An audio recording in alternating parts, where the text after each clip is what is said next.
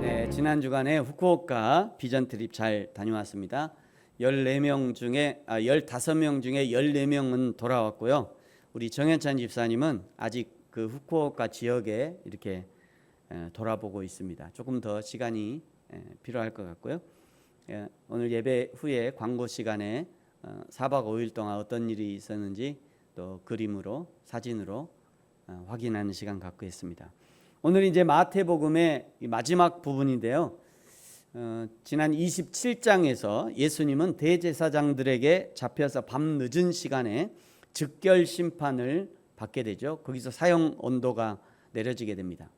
그런데 자기들의 손에 피를 묻히기 싫어하는 이 죄인들의 습성 때문에 빌라도에게 넘겨져요.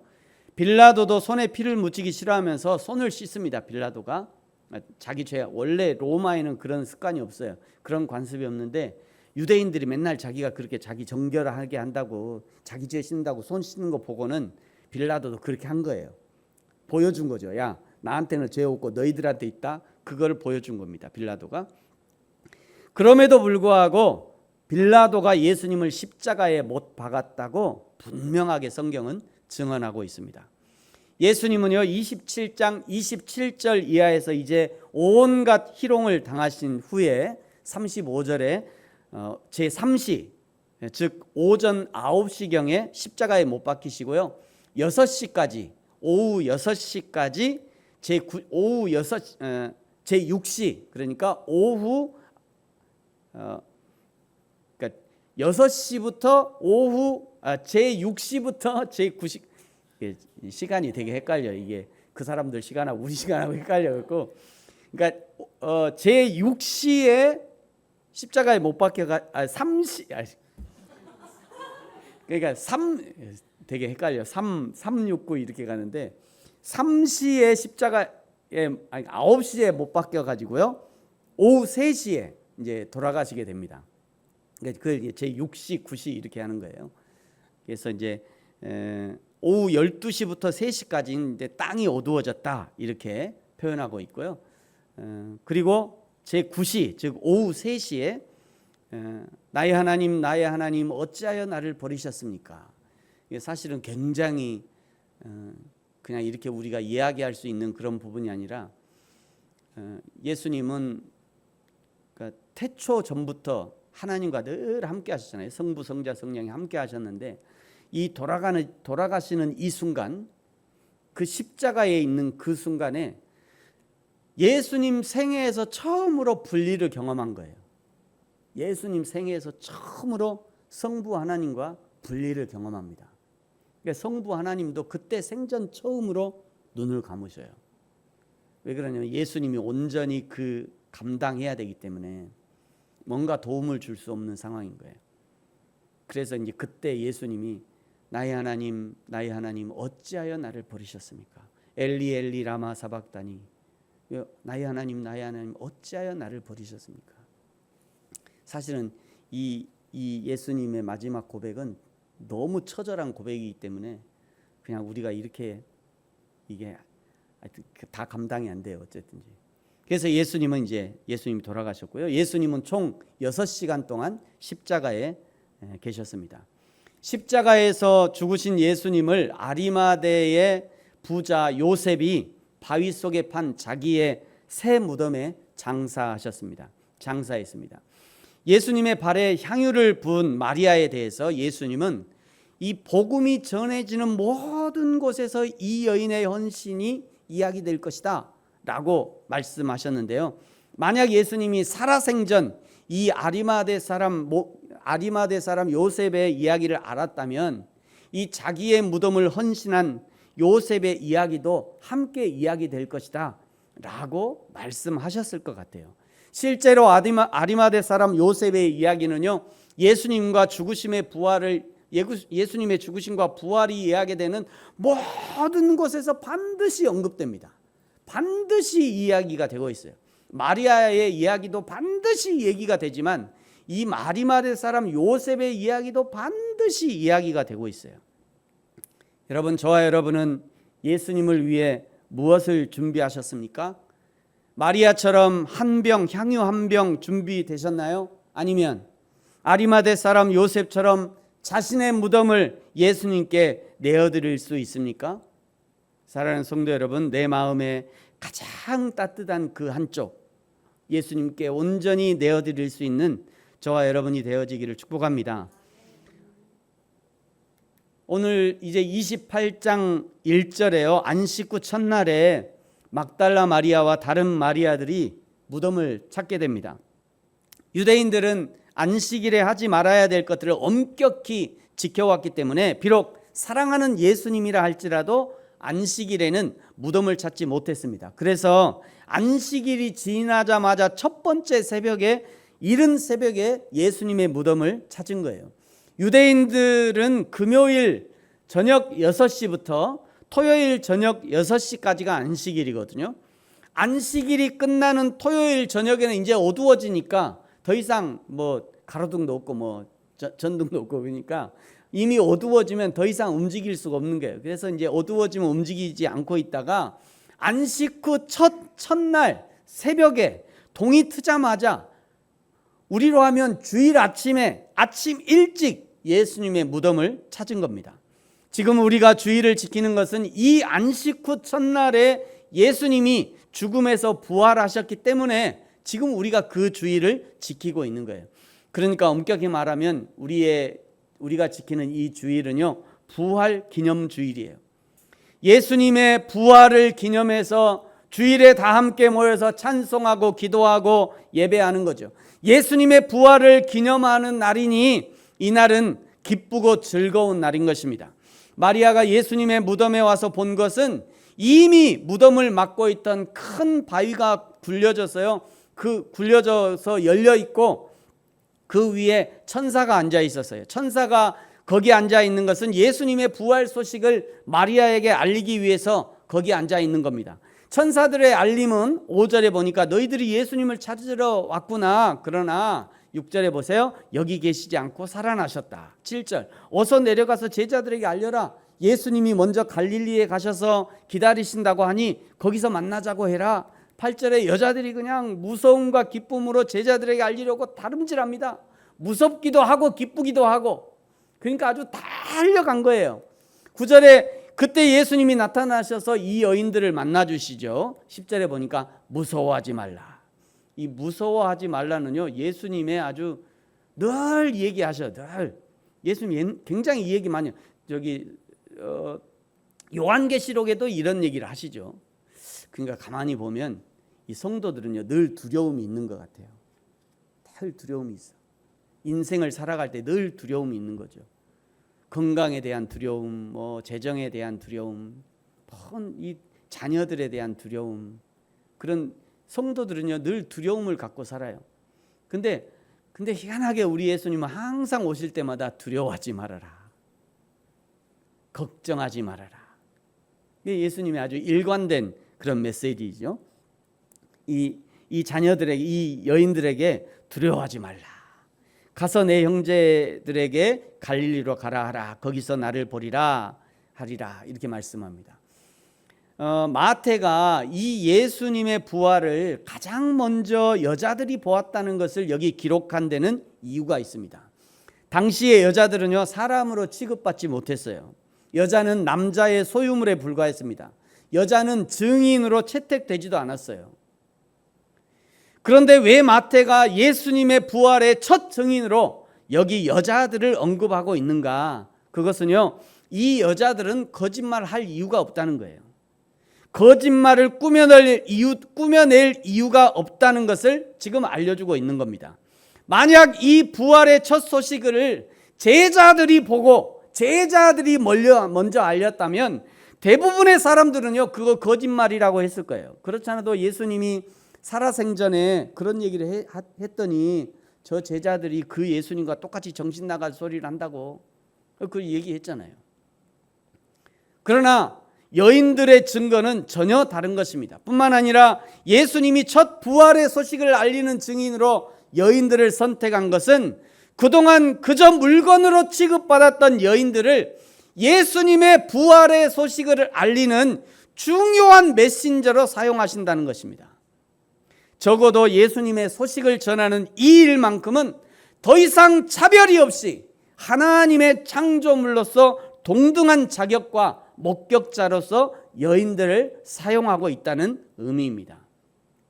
오늘 함께 예배하는 우리 사랑하는 여성 동지 여러분, 주인은 자고 있군요. 저 여성 동지가 자고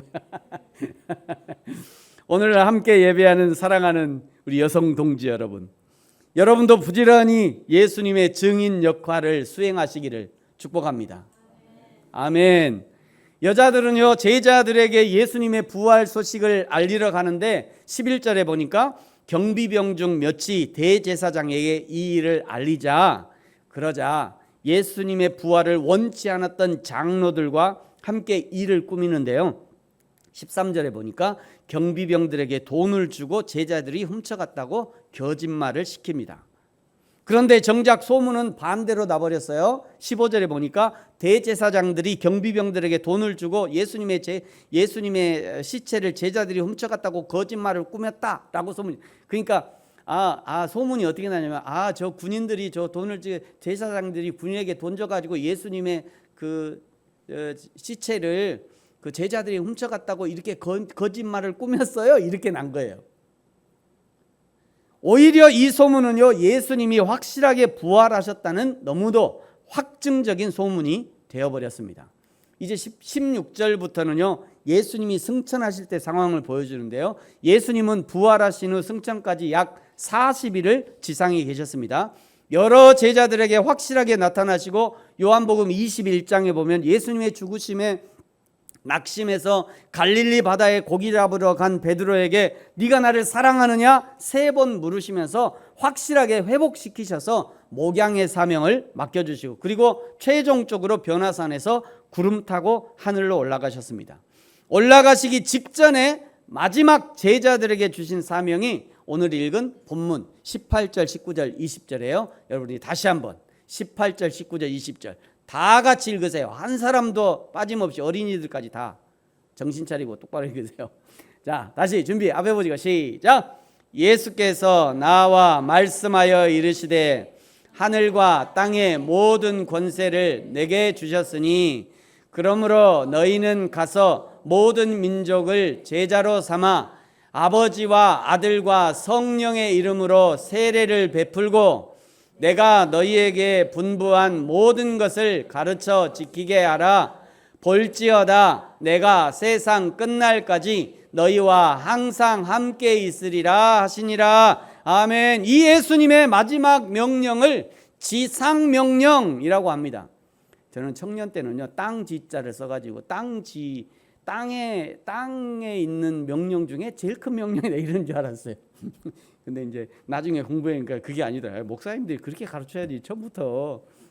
목사님들 처음부터 야 그거 땅지자 아니다 이렇게 가르쳐야지. 그냥 지상명령 하니까 땅지자인 줄 알았잖아요. 이게 이를 지자라는 이를 지자. 그래서 이 가장 상위의 명령 이런 의미입니다. 가장 상위의 명령, 예수님의 명령 중에 가장 상위의 명령이에요. 이 예수님의 지상 명령은요 4가지 동사로 요약할 수 있습니다. 첫 번째는 가장 먼저 가서라는 동사예요. 여러분, 선교는 가는 것입니다. 그 사람에게 가는 거예요. 그 민족에게로 가는 겁니다. 그 나라에 가지 않고는 선교할 수 없는 거죠. 누구에게인가, 어떤 사람에게, 어떤 위치에, 어떤 지역으로 가야 되는 거예요. 내가 직접 가지 못하면 보내기라도 해야 돼요. 그래서 가든지 보내든지 둘 중에 하나는 해야 됩니다. 올해는 세계교회에서요 15명의 성도들이 함께 다녀왔습니다만 우리 교회도 몇 사람은 직접 가고 또 몇 사람은 나머지 성도들은 십시일반 지난 1년 동안 부지런히 선교헌금 해가지고 이럴 때 쓰는 거죠. 뭐 잘 다녀오자고. 우리 성도들이 다 같이 보낸 겁니다. 한 마음으로 보낸 거예요. 매월 8월에 이제 선교할 때가 되면요, 제가 새벽에 오시는 분들에게도 8월에는 기도 요청을 합니다. 이유가 바로 이것이죠. 직접 가지 않더라도 보내는 선교 사역을 감당해 달라는 거예요. 어떤 분은 기도로 동참하고 어떤 분은 물질로 후원해서 보내는 선교사의 역할을 감당하는 겁니다. 두 번째 예수님의 명령은요, 모든 민족을 제자로 삼으라는 거예요. 사람의 제자를 삼는 것이 아닙니다. 목사의 제자를 삼는 것이 아니에요. 예수님의 제자를 삼는 겁니다. 하나님의 말씀을 듣고 믿고 지켜서 하나님 나라 백성에 합당한 삶을 사는 사람들이 제자라고 하는 겁니다. 그저 이 땅에서 잘 먹고 잘 사는 것만이 아니라 하늘 소망으로 사는 사람들이 예수님의 제자입니다. 바로 그 제자를 훈련하는 것이 복음 사역인 거죠. 그것이 교회의 목표가 돼야 되는 거예요. 세 번째 예수님의 명령은요, 아버지와 아들과 성령의 이름으로 세례를 베풀라는 겁니다. 대한민국에서 세례는 정식으로 훈련받고 인준받은 목회자가 주어야 합니다. 그러나 아프리카 오지라든지 동남아의 정글에서는 평신도들이 복음을 전하고 세례를 베풀기도 합니다. 거기는 멋진 성찬 그릇도 없고 가운도 없습니다. 그저 우물에서 물 한 그릇 퍼가지고 와서 성부와 성자와 성령의 이름으로 세례를 베푸는 거예요. 세례를 집례하는 집례자의 이름이 아니라 성부와 성자와 성령의 이름으로 세례를 베풀기 때문에 그 세례는 대한민국 큰 교회당에서 베푸는 세례와 동일한 효력이 있는 거죠. 가끔 보면 이제 목사님들이 성질하면 그냥 꼭 목사님들이 화내면 그런 얘기, 내가 너를 그냥 안수해가지고 너를 장로로 만들었더니 당신을 내가 권사로 만들었더니 내 말을 안 들어? 그 세례 취소야 뭐. 진짜 그런 사람 있어요. 진짜로. 내가 너 장로 해놨더니 나한테 말을 안 들어? 너 장로 취소야. 무섭지도 않은가 몰라 그런 말 할 때. 나는 두려워서도 그런 말을. 아니 성부 성자 성령의 이름으로 세례를 배우고 그거 취소하다니 그게 말이 되는 거예요? 뭐는 거예요? 그게.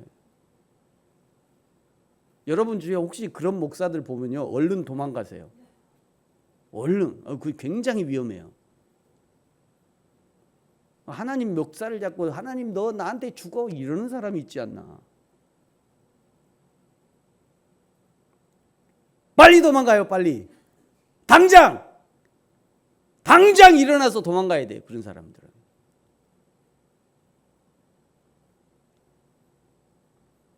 네 번째는요. 정신 차리시라고. 네 번째 예수님의 명령은요, 내가 너희에게 분부한 모든 것을 가르쳐 지키게 하라. 복음의 효력은요, 가르치는 것에만 있지 않습니다. 복음의 진짜 효력은 가르쳐서 지키게 하는 거예요. 자기가 바르게 배우지 않으면 결코 다른 사람을 가르칠 수 없습니다. 가르치는 것은 입으로만 가르치는 것이 아니에요. 삶으로 가르쳐야 돼요. 부모가 자녀들을 가르칠 때 입으로는 온갖 좋은 이론을 가르치지만 정작 가르친 대로 부모가 살지 않으면 자녀들은 혼란스러울 수밖에 없습니다. 혼란만스러우면 다행이게요? 그냥 혼란스러우면 그건 다행이에요. 근데 앞에서는요, 부모님의 말을 들은 척 하지만 돌아서서 부모가 안 보이는 데서는요, 온갖 정욕에 이끌리는 행동과 말을 하고 살아버리죠. 가끔 부모들이 도대체 저 새끼, 죄송합니다. 도대체 저 자식은 도대체 왜 그래? 저놈 왜 그래? 뭘 왜 그래요? 그대로 배워서 그런 거지 뭐.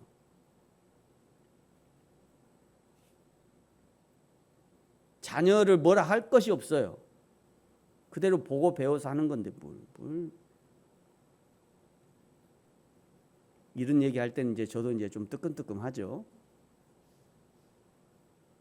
뜨끔뜨끔하지만 할 얘기는 해야 되잖아요.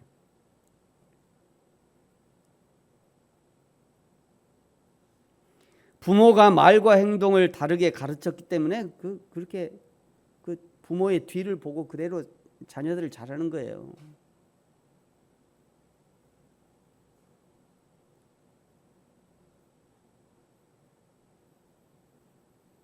이 목회자가 제가 이게 설교하다가 아무 말도 안 하면 빨리 여러분 돌아보니 그 시간에 나는 잘하고 있나? 내가 지금 일부러 지금 내가 아무 말도 안 하는 거는 여러분 그 시간에 돌아보라고 빨리 지금 머리 좀 덜 나는 지금 제대로 하고 있나?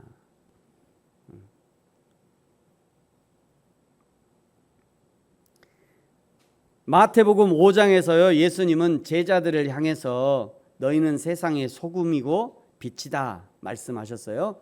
자, 13절 14절 같이 한번 읽겠습니다. 시작. 너희는 세상의 소금이니 소금이 만일 그 맛을 잃으면 무엇으로 짜게 하리요?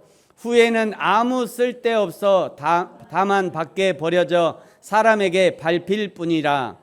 너희는 세상의 빛이라. 산 위에 있는 동네가 숨겨지지 못할 것이요 기껏 너희는 세상의 소금이라 했더니 그 소금 한 주먹도 다른 사람에게 나눠주기 싫어서 온통 자기 국그릇에 다 집어넣고 그냥 자기 집에 다 싸놓고 그냥 자기 국은 한 수저도 먹을 수 없는 국이 되어버리는 것이고요, 자기 집은 풀 한 폭이 자라지 못하는 그냥 황량한 소금밭이 되어버리는 거예요.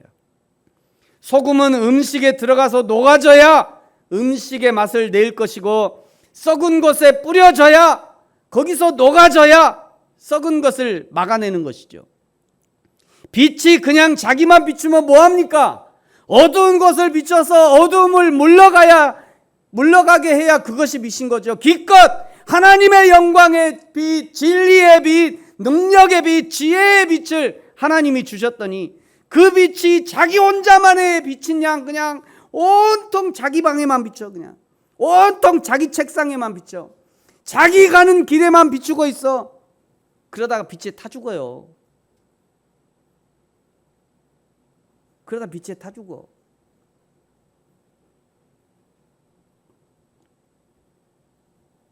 그래서 가르쳐서 지키게 하라 하시는 겁니다. 소금은 소금답게 자기 그릇에만 소금 넣지 말고 세상에 좀 뿌려져서 세상을 만나게, 사회를 만나게, 교회를 만나게 그 소금의 역할을 하라는 것이고요. 빛은 빛답게 자기만 비추지 말고 세상을 비추고 이웃을 비추고 어두운 것을 비추고 추운 곳에는 열기를 전달하고, 그래서 어두운 세상, 차가운 세상을 밝고 따뜻하게 비추라는 거잖아요. 이런 진짜 제자의 삶, 진짜 신자의 삶을 살게 하기 위해서 우리 예수님이 내가 세상 끝날까지 너희와 항상 함께 하신대요. 할렐루야. 우리 예수님이 세상 끝날까지 내가 너와 함께 하겠다. 왜냐하면 성도 혼자서 소금으로 살 수 없습니다. 빛으로 혼자 살 수 없기 때문에 우리의 주님께서 임마누엘 하신다는 거예요. 그러므로 내 안에 살아계시고 내 안에 감동하시고 내 안에서 말씀하시는 그 성령의 음성에 귀 기울여야 합니다. 들었다면 순종해야지요. 감동하시면 그 감동 모른 체 하지 말고, 제발 못 느끼는 척 하지 말고 못 들은 척 하지 말고. 가만 보면 감동을 해도요, 내가 할 만큼만 해. 내가 할 만큼만. 내가 할 만큼만 해도 감사하긴 한데 하나님이 큰 감동을 주시면 크게 해야 되는데, 지금 저 헌금하라는 얘기 아니에요. 오해하지 마세요. 그런 얘기 안 합니다. 그런 게 아니에요. 하나님이 뭔가 감동하시면 그 감동하신 거에 대해서 그 즉각적으로 순종해야 되는데 그렇게 못하고 계속 내가 한번 이제 생각해 보는 거죠. 하나님 감동하셨으면 그거에 대해서 이게 제대로 된 감동이냐 아니냐. 그러다가 계속 놓쳐요. 그러다가 하나님의 감동하심을 계속 놓쳐. 좀 이따 이제 여러분 사진에 한번 보시면 이제 좀 이따 사진 볼 때 그 교회, 이번에 간 교회 목사님이 어린아이 3명을 이렇게 자기 손주처럼 키우고 계셔요. 이제 그 아이가 어떤 아이였냐면 그 동네 할머니가 키우고 있는 아이예요. 엄마는 계시지만 안 계신 것처럼 이렇게 그 자세한 상황은 모르지만 할머니가 키우고 계시다. 어느 날 이 아이들이 약간 3명이 다, 3 형제가 다 약간의 어떤 정신적인 아픔이 있어요. 그런데 어느 날 할머니가 정말 일어날 수도 없을 정도로 아팠대요. 근데 그 할머니한테 할머니 왜 우리 도시락 안 싸줘? 이제 학교 가야 되니까 왜 우리 도시락 안 싸줘? 빨리 도시락 싸줘 이러고 있는 거예요. 근데 마침 그 교회 목사님 사모님이 그 집에를 방문했다가 이제 도시락을 주게 된 거예요. 그러면서 이 할머니가 나중에 혹시 내가 나중에 죽거든 우리 아이들 좀 부탁한다. 그 목사님 사모님한테 그런 얘기를 한 거예요. 그 목사님 그러시더라고요.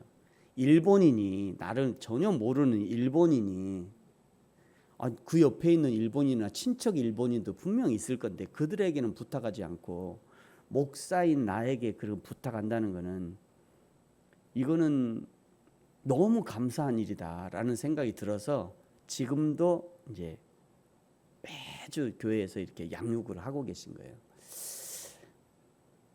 이제 굉장히 어려운 애들이에요. 근데 제가 이 3명 아이들 한국에 한번 초청하고 싶다. 그런 마음이 좀 들더라고요. 광주에. 그 아이들은 평생 어떻게 외국에 나갈 기회가 없을 거예요. 상황을 들으니까. 그래서 내가 그런 마음이 들었어요. 그래서 지금 한번 생각해 보려고요. 우리 중일본 선교연합에서 그 아이를 한 4박 5일 정도 이렇게 초청해서 이 광주나 이 전남을 좀 보여주든지 아니면 이제 한국을 좀 보여주든지 뭐 비행기 값 얼마 안 비싸요. 뭐 비행기 값 하고 뭐 우리가 좀 하고 여기 와서 광주에서 뭐 교회에서 재워도 되고요. 뭐 이렇게 우리 집에서 하룻밤 재우고 뭐 그렇게 해서 좀 광주 전남을 좀 보여줘도 좋겠다. 그런 마음이 들었습니다. 근데 어쨌든지 그런 마음이 있을 때 그렇게 하나님이 어떤 이 사랑의 마음 또 감동하시는 그런 마음을 줄 때 순종할 수 있어야 돼요. 바로 그 사람이 성령의 사람인 것이고요. 바로 그 사람이 예수님의 제자인 거죠. 사랑하는 성도 여러분, 십자가에 죽으셨지만 그러나 그 죽음의 권세를 깨뜨리시고 부활하셨고 지금 우리와 함께 임마누엘 하시는 예수님과 함께 우리에게 맡겨주신 사명을 충성스럽게 감당함으로 하나님께 온전한 영광을 돌리는 다시 오실 그리스도의 길을 예비하고 준비하는 저와 여러분이 되어지기를 예수님의 이름으로 축복합니다. 기도하겠습니다.